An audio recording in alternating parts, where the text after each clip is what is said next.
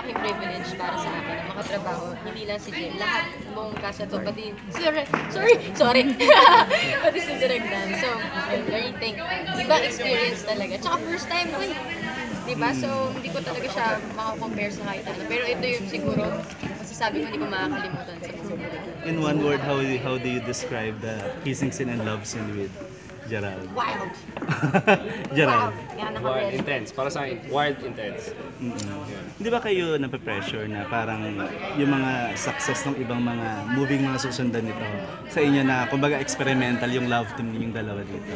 Why not, di ba? Something new. Yeah. Experimental, hindi yung lagi nyo nakikita. So, ako personally excited ako kasi alam ko, sigurado akong magaling yung movie at alam ko magaling si RC doon. So, marami.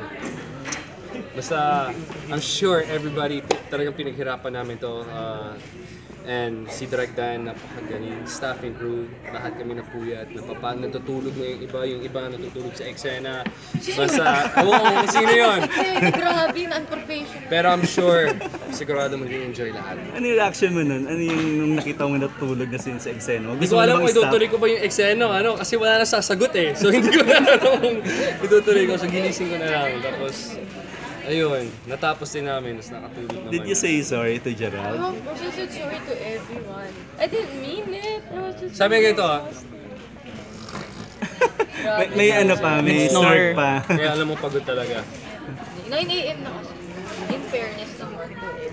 Ano na lang yung isang, kumbaga, reason natutunan nyo dito sa film na to personally?